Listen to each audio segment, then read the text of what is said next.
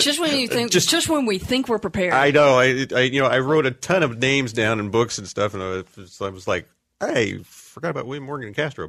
But anyway, nonetheless, there is a book out there regarding William Morgan's association with Castro and the CIA, and it was probably I don't even know if he made it 2 years. Short-lived. It was like Castro was like, hey, come over here. Yeah. And then that was it. That was all she wrote. Yeah. The Breyer incident happened in 1993, roughly 21 years ago, barely making it history in my estimation.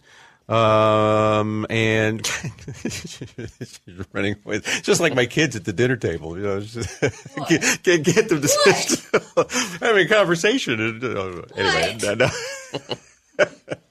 So I don't have a camera. They can't see me running away. It's kind of nice not having eyes on me. The Breyer incident. The Breyer incident. By the way, you're going to find me yeah. This is a Scottish boot. I thought you were going to go see my husband. Bye. What is this? No, it was written out, I think. I don't know. We'll come back to that. He came back. He's done. Yes. Business is over. He's back. Well, that's okay. That's okay. I do things very quickly, so yes. I took care of business while you were walking around. That's fine, Mr. Mr. Wallace. Mr. Whoever. Yes. We're still on segment 1, right? The Breyer incident was a boot that was carrying roughly, I think, 83,000 metric gallons of oil, and it had got a hole in it, and I know. This sounds familiar. I don't know the exact quantity, but I discovered that this happened in 1993, and the Exxon Valdez happened in '89, right?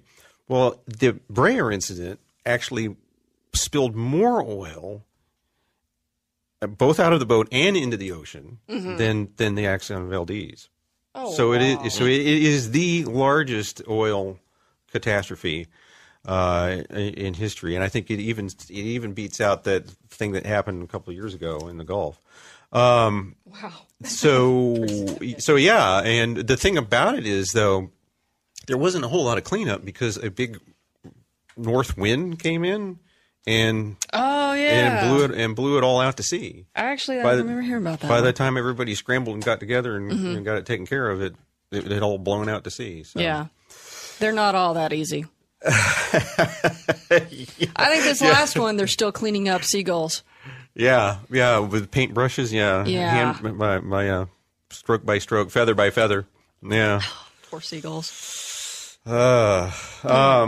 So, and also in 1835, it was minus 23 degrees at Yale University. So. And that's significant. Why? Because it happened on January 5th. Minus 23 degrees. Minus 23. Don't you think that's a little extreme? Dude, in Alaska at Christmas, it was negative 20 a couple of years ago. There were icicles in my nose. And that was considered warm for them. Well, it's Connecticut, They're, does it not get cold in Connecticut? Or? Well, I mean, it gets cold, but it doesn't get to minus 23 degrees. Really? Yeah. Oh, wow. Yeah, that's icicles in your nose cold, dude. And I wish that was an exaggeration. So did you know that the Time Warrior was released on January 5th? Yes. I saw this on the list and I got all excited. Only problem is I went on Amazon, Hulu, Netflix, and even YouTube. Don't ask. And could not find. This is like couldn't the find hardest. the episode. Huh? No, couldn't find the episode. You have to buy it. But it's significant because geek moment, right? Okay. This is that's allowed. Well, thank you. I appreciate that. The Time Warrior, this January 5th, it was a 4-episode run, and January 5th was the day that they aired the 4th episode. And this particular episode was very significant because it not only aired Sarah Jane Smith, who was probably the most well-known of the doctor's assistants of the classic Doctor Who. This was her first episode when she was introduced. This was back when the doctor was John Pertwee. Most people know the Tom Baker doctor. Okay, now you're giving me weird looks. Hey, you brought this up. First episode was Sarah Jane Smith. This was also the first episode where the Doctor's home planet Gallifrey was first discussed, and it was also the first episode where the Sundarans were discussed. And these were the guys who were like military type people. So yes, it was exciting. Oh. Too bad I hadn't seen it yet. So okay, well, I'm very hopeful that the listeners will be as appreciative as you are of that mention. And when I saw this on the script, I talked to Bruce about it, and I went on a much longer tirade about it. So guess what I'm getting for Christmas? Or by this time, what I got for Christmas. But yeah, so, I mean, John Pertwee was one of my favorite doctors, along with Tom Baker and of course David Tennant. And Sarah Jane was one of. For those of you new listeners, I'm a nerd. I haven't. I've never watched a Doctor Who all the way through. I've seen about 10 minutes worth of it, I guess, maybe about like 3 episodes. You have not lived. I'm just not quite as enamored with it. That befuddles me because all he does is go back in time. Yeah. Well, okay. Sometimes he goes. Okay, half the time he's in the future. Actually, it's a 1/3. Sometimes he's in the future. Sometimes he's in the present. But sometimes he's in the past. I mean, one time he went and visited Mount Vesuvius before it blew. Yeah. Actually, I think he's done that a few times. So did he stop it? Oh, of course not. It happened. So William Wallace, are you a Doctor Who fan? Well, since he's gone back to the past, I've seen him and I've waved my hand and said hello, and that was pretty much about it. Yeah. That's all there is to it. He ran by in a scarf and waved hello. Asked him, why aren't you wearing any kilt? he gave no answer. He said, I'm in a hurry. I can't stop and talk. A few other random things from January 5th. I picked this up off of HistoryOrb.com. We've used HistoryOrb before. I like it because it's such a comprehensive list. It may not be my favorite. I do find some errors. In fact, there is an error. It says in 1834 on January 5th that the Kiowa Indians recorded this date as the night that the stars fell. And I tried to do some research on it and discovered that it wasn't January 5th. It was actually November 12th. Okay, so I don't know. There's a graphic on here that says something not quite right. Found a mistake, duplicate or historical inaccuracy, and they say let us know. And so did you let them I'm know? letting you know. There you go. HistoryOrb.com. Yeah. The steamship San Francisco wrecked and 300 people died in 1854. I was going to read something from further back in the past, 1527, January 5th. Felix Manz, a leader of the Anabaptist congregation in Zurich, which I guess I would assume would be part of the Zwingliist Catholic separatist movement, is executed by drowning. They like to kill those religious zealots in those days. We can go into detail about that later in some other show. Oh, I'm sure we will. The Spartacus uprising in Berlin from 1919. The Germans. That was when the Germans were very upset about the World War I. Wait, Spartacus uprising? Spartacus. I've also seen Spartacist. Spartacist. Yeah. Okay. It's not Spartacus like I'm Spartacus. That's what I was just thinking. I am Spartacus. I am Spartacus. This is I don't know why, and I haven't the research I've found. I haven't been able to figure out exactly why they call it the Spartacus uprising. I don't know if it has anything to do with I am Spartacus, but it was when there was a set of German folk that got kind of riled up about the terms and conditions for surrender in World War I. So were there 300 of them? 300 of them. Yeah. Is that what it says? Well, no, that was I think that was the Spartacus thing. There were 300. Yeah, 300 I am Spartacuses? Yeah. Yeah. Something like that. I think it was, I think it was more than that, or they made it seem like more. Oh.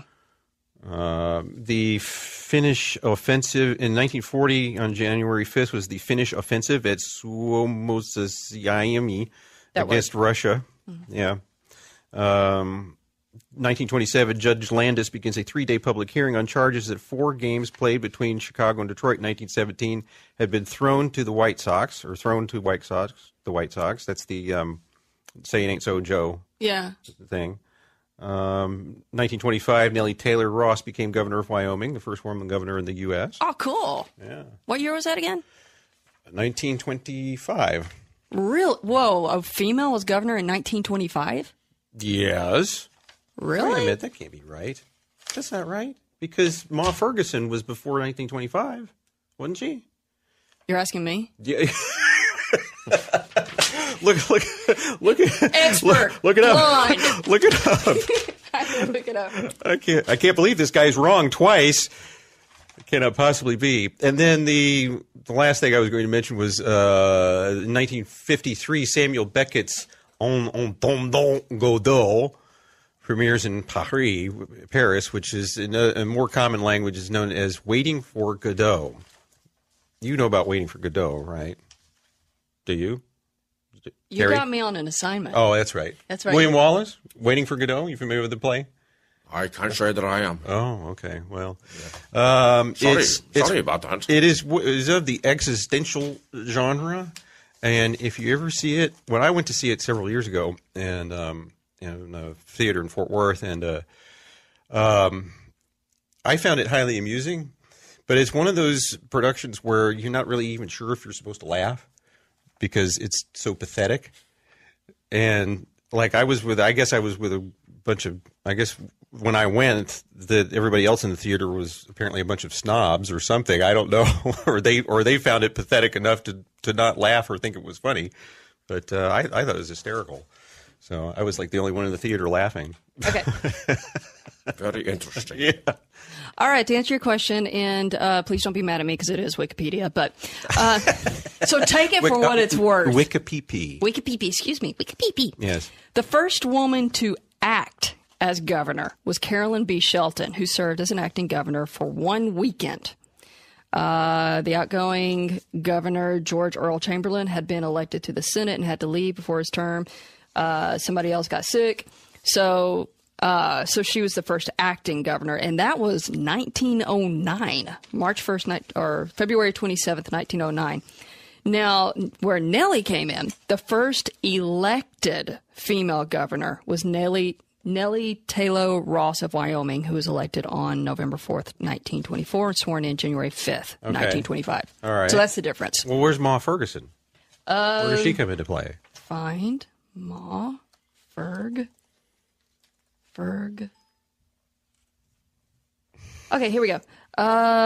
She was preceded by her late husband, William B. Ross. Wyoming was the first state. Elected on November 3rd was Miriam A. Ferguson of Texas.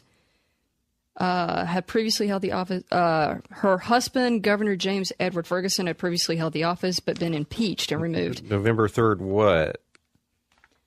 Okay, let me just read the whole paragraph. The first, I'm trying to hurry through here. That's the right. first elected female governor was Nellie Taylor Ross. Am I reading that right? We got that.